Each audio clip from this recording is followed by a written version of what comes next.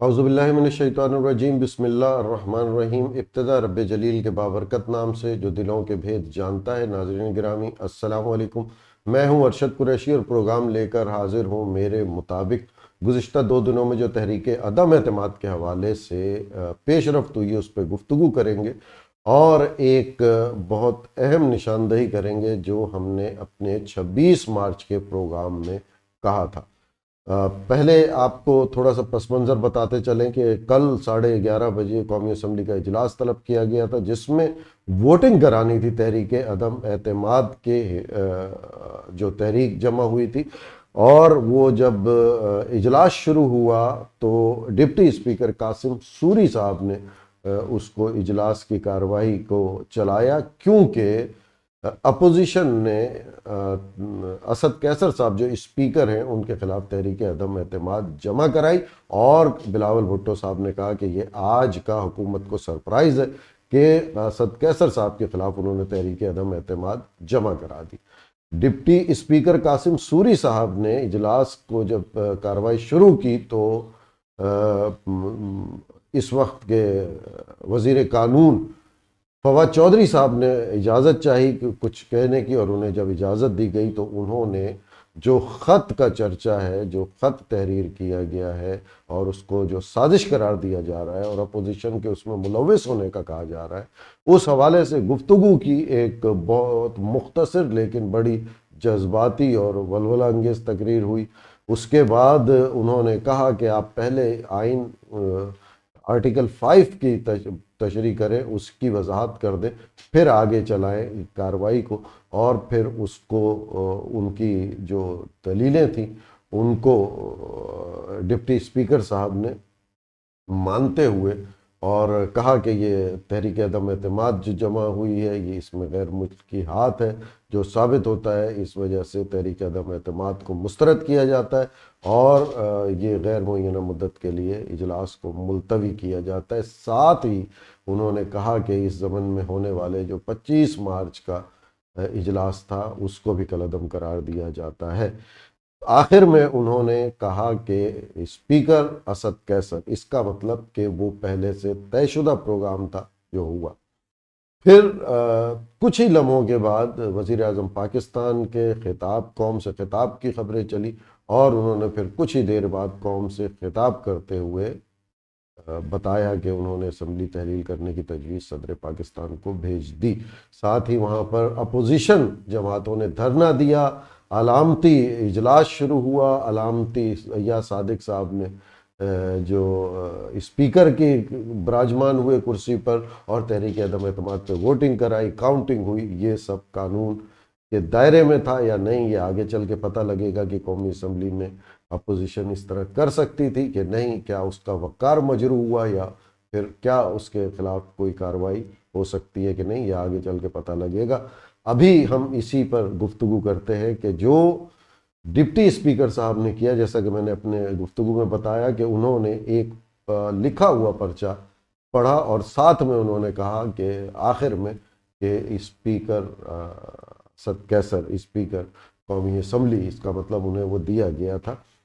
تو ممکن ہے کہ جب یہ اجلاس ہونے والا تھا اور اپوزیشن کی جانب سے تحریک عدم اعتماد اسد کیسر صاحب، اسپیکر صاحب کے خلاف جمع کرا دی گئی تھی، تو انہوں نے 2-3 ممکنہ طور پہ جو صورتحال پیدا ہونی ہے وہ ان کو پرچیاں لکھ کے دے دی ہو کہ اس طرح آپ کارروائی کریں، اور جو صورتحال پیدا ہوئی اس کے مطابق والی پرچی انہوں نے پڑھ دی۔ یہ بھی ممکن ہے، اور یہ بھی ممکن ہے کہ یہ سب کچھ پہلے سے طے شدہ تھا۔ سرپرائز کی بات ہو رہی تھی، یقینی طور پہ ایسا بھی ممکن ہے۔ اب یہ ہے کہ اپوزیشن سپریم کورٹ چلی گئی ہے۔ اپوزیشن نے سپریم کورٹ میں رولنگ جو ڈپٹی اسپیکر نے دی ہے اس کو ریورس کرنے کا کہا ہے۔ اطلاعات یہ ہیں کہ وہ درخواست سپریم کورٹ نے مسترد کر لی ہے اور سو موٹو جو ایکشن لے لیا ہے، سو موٹو۔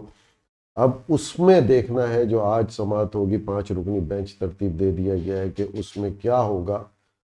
بہتر سپریم کورٹ اس کی تشریح کرے گی، وضاحت کرے گی۔ پہلے ہی سپریم کورٹ کے پاس آرٹیکل 63 کی تشریح کے لیے حکومت نے بھیجا ہے، جو آج سماعت ہونی تھی لیکن اس کی وجہ سے مؤخر کر دی۔ بظاہر جو چیز نظر آ رہی ہے وہ دیکھیں تو وہ سب کی سب قانون کے دائرے میں، آئین کے دائرے میں رہتے ہوئے آ رہی ہے، لیکن اگر سپریم کورٹ کرے تحقیقات شروع کرے اور اس کی سماعت باقاعدگی سے شروع کرے، دونوں فریقین کو بلائے، تو یقینی طور پہ سپریم کورٹ پہلے جو خط ہے اس طرف سے چلنا شروع ہوگی اور پھر ڈپٹی اسپیکر کی رولنگ تک آیا جائے گا، اور اس میں یقیناً وقت لگے گا۔ اب ترپ کے پتے جو پھینکے گئے، کس پلاننگ سے کیا کچھ ہوا، یہ ہم ذکر کریں گے کہ پہلی بات تو اتوار کا دن اس ووٹنگ کے لیے موضوع تھا، کیا گیا، عدالتیں بند ہوتی ہیں، عدالتوں کو کھولا بھی اگر گیا کسی بھی غیر یقینی صورتحال پر تو اس میں وقت لگے گا۔ اگر ڈپٹی اسپیکر نے مسترد کیا، ایک پلان کے مطابق مسترد ہوا اور پھر اس کو غیر معینہ مدت کے لیے اسمبلی کا اجلاس بلا دیا، ختم کر دیا، ملتوی کر دیا، تو ایک صورتحال یہ پیدا ہو سکتی ہے کہ سپریم کورٹ یہ پوچھے کہ جب یہ خط کا مسئلہ تھا تو پھر آپ نے تحریک عدم اعتماد کو جب پیش کی گئی تو اس کو آگے کارروائی کے لیے منظور کیوں کیا، اور دوسرے اسٹیپ میں اس کے لیے بحث کے لیے جو ووٹنگ کرائی گئی تھی منظوری کے لیے وہ کیوں کرائی۔ تو اس کا شاید جواب یہ دیا جائے گا کہ اس وقت تک خط کا ذکر نہیں تھا، خط نیشنل سلامتی کونسل میں نہیں رکھی گئی تھی، آرمی کے پاکستان افواج کے سربراہان کے سامنے نہیں رکھی گئی تھی، سینئر صحافیوں کے سامنے نہیں رکھی گئی تھی، اور اس کو غلط قرار دیا جا رہا تھا۔ جب اس کی تصدیق ہو گئی تو پھر اس وقت یہ کارروائی ہوئی۔ جب یہ کہا جائے گا کہ وہاں پر آپ نے یہ چیزیں اپوزیشن کے علم میں کیوں نہیں لائے، تو اس کا بھی شاید یہی جواب بنتا ہے کہ اس اجلاس میں شہباز شریف صاحب کو، اپوزیشن لیڈر کو مدعو کیا تھا لیکن انہوں نے آنے سے انکار کر دیا تھا۔ صورتحال پھر یہ آتی ہے کہ اگر یہی چیز ہونی تھی کہ بیچ کا راستہ نکلنا تھا اور عام انتخابات کی طرف جانا تھا، تو یہ تو اس وقت بھی آپ اپوزیشن کے ساتھ مل کے طے کر سکتے تھے۔ تو اس کا بھی یقینی طور پہ یہی جواب ہے کہ اپوزیشن کو پیغام دیا گیا تھا لیکن انہوں نے اس کو رد کیا، اور انہوں نے نہیں مانا کہ نہیں اب قبل از وقت الیکشن نہیں بلکہ عدم اعتماد کا، کیونکہ یہی خبریں تھیں کہ 3 آپشن زیر غور ہیں، کہ ایک ہے کہ وزیر اعظم صاحب استعفیٰ دے دے، دوسرا ہے کہ قبل از وقت انتخابات کا اعلان ہو جائے اور اپوزیشن اپنی تحریک واپس لے لے، اور تیسرا کہ تحریک عدم اعتماد کا سامنا کیا جائے۔ زیادہ تر معتبر ذرائع کا یہ بھی کہنا ہے کہ قبل از وقت انتخابات کا وزیر اعظم صاحب نے مانا تھا لیکن اپوزیشن نے اس کو مسترد کر دیا، جو صورتحال یہ ہوئی۔ میں نے اپنی ابتدائی گفتگو میں کہا کہ ایک پروگرام ہم نے 26 مارچ کو یہیں ایک پروگرام ریکارڈ کیا تھا، اور اس میں نے یہ عرض کیا تھا کہ اپوزیشن ایک غلطی کر گئی ہے جس کو شاید اپوزیشن کو یہ اچانک اسی کا سرپرائز ملے اور اس کو یہی بھگتنا پڑے، اور کل وہی ہوا۔ 26 مارچ کا پروگرام موجود ہے یوٹیوب پہ ہمارا، اس میں ہم نے یہی کہا تھا کہ اپوزیشن کو اگر وزیر اعظم کے عدم اعتماد کی تحریک کو کامیاب بنانے میں بہت زیادہ دلچسپی ہے اور اس کو یقینی طور پہ اس کے مزاج کے مطابق نتیجہ چاہیے، تو پہلے اسد قیصر جو اسپیکر صاحب ہیں قومی اسمبلی کے، ان کے خلاف عدم اعتماد کی تحریک لانی تھی، تاکہ جو کل صورتحال پیدا ہوئی ہے وہ نہیں ہوتی۔ اور اگر ایسا ہوتا کہ تحریک عدم اعتماد اسپیکر صاحب کے خلاف پہلے پیش کی جاتی اور کامیاب ہو جاتی، تو آج یہ صورتحال نہیں ہوتی جو اپوزیشن جس کا سامنا کر رہی ہے۔ اب یہ کہ کچھ احباب کا یہ کہنا ہے کہ وزیر اعظم صاحب کے پاس اسمبلی تحلیل کرنے کا کوئی جواز نہیں ہے، جب عدم اعتماد کی تحریک پیش کر دی جاتی ہے تو پھر وہ صدر کو ایڈوائز نہیں کر سکتے کہ وہ اسمبلی تحلیل کی جائے۔ لیکن یہاں صورتحال مختلف ہو گئی کہ جب اسپیکر نے رولنگ دے دی، اور اسپیکر کا ہم پہلے بھی پروگراموں میں بتا چکے ہیں کہ اس کے اختیارات کو چیلنج نہیں کیا جا سکتا، اس کی رولنگ کو چیلنج نہیں کیا جا سکتا، جس کو بیس بنا کے رولنگ دی گئی ہے اس کو یقیناً سپریم کورٹ دیکھے گی۔ تو جب یہ بات تھی کہ اسپیکر نے رولنگ دے دی،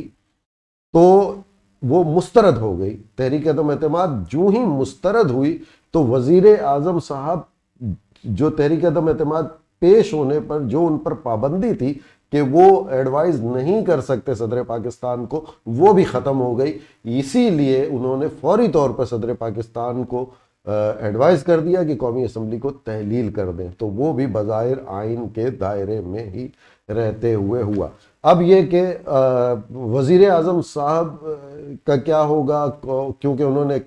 کابینہ کو بھی تحلیل کر دیا، قومی اسمبلی بھی صدر پاکستان نے تحلیل کر دی، اب کیا ہے، کون ہے وزیر اعظم؟ تو یہ آئین یہ بھی اجازت دیتا ہے کہ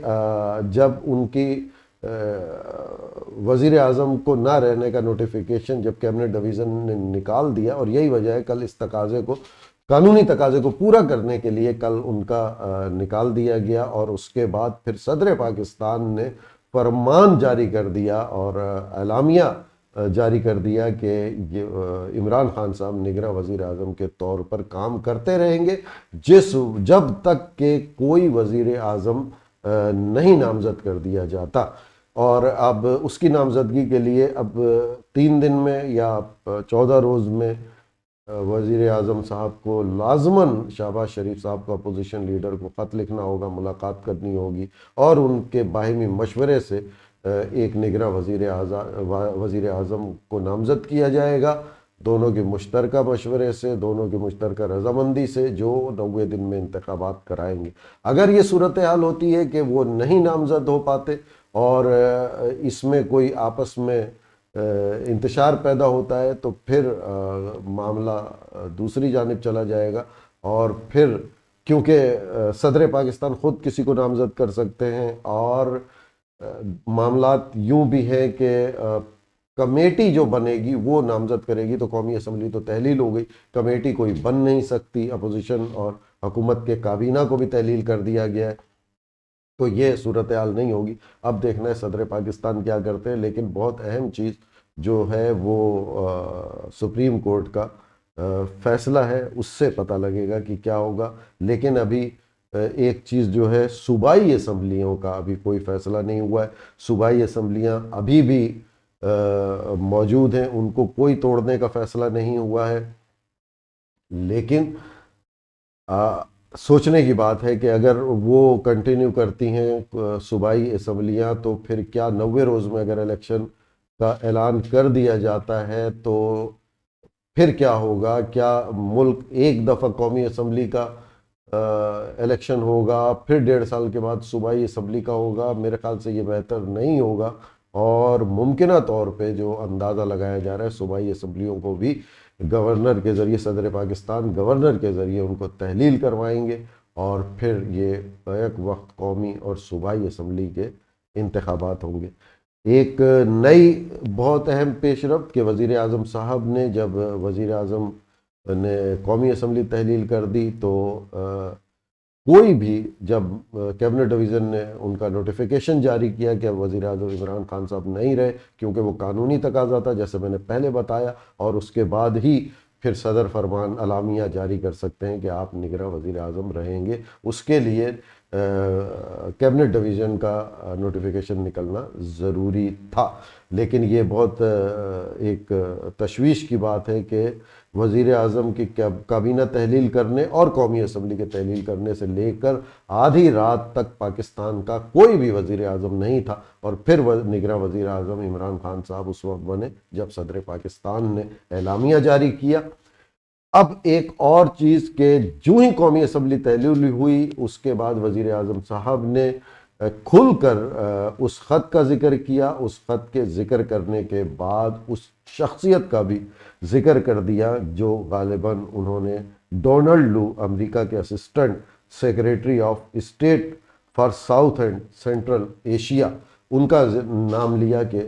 یہ وہ شخصیت ہے جنہوں نے اس میں دھمکی دی، اور کل پھر انہوں نے یہ بات دہرائی کہ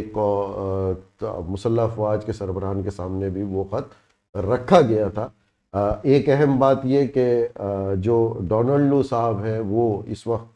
بھارت میں گئے ہوئے کوئی سرکاری مصروفیات میں، اور کل کسی صحافی نے بھارت میں ان سے یہی سوال کیا کہ جو آپ پر وزیر اعظم پاکستان عمران خان نے الزام لگایا کہ آپ نے خط میں دھمکی دی تھی، کیا وہ درست ہے؟ تو انہوں نے اس چیز کو نہ اس چیز کے حوالے سے کوئی تردید کی، نہ ہی انہوں نے اس کی تصدیق کی، بلکہ یہ کہتے ہوئے آگے بڑھ گئے کہ پاکستان میں موجودہ صورتحال کو بہت باریک بینی سے ہم دیکھ رہے ہیں۔ اب سپریم کورٹ کیا فیصلہ کرتی ہے؟ میں پھر کہوں گا کہ سب سے پہلے اس خط کا ذکر ہوگا، خط کی تصدیق ہوگی کہ خط کے مندرجات دیکھے جائیں گے کہ یہ تمام مندرجات درست ہے اور ایسا ہی ہے، اور کیا اس کو بیس بنا کر قومی اسمبلی کے اسپیکر صاحب اس کو غیر آئینی قرار دے سکتے ہیں، اور اگر دے سکتے ہیں تو کیا پھر اس میں اپوزیشن کے ملوث ہونے کا یا تحریک عدم اعتماد کا اس خط سے کوئی تعلق ہے کہ نہیں؟ اس کے بعد ہی کوئی فیصلہ مزید جو وضاحت آئے گا، اس کے بعد ہی کوئی مزید صورتحال واضح ہوگی۔ انہیں الفاظ کے ساتھ میں اجازت چاہوں گا۔ فی امان اللہ۔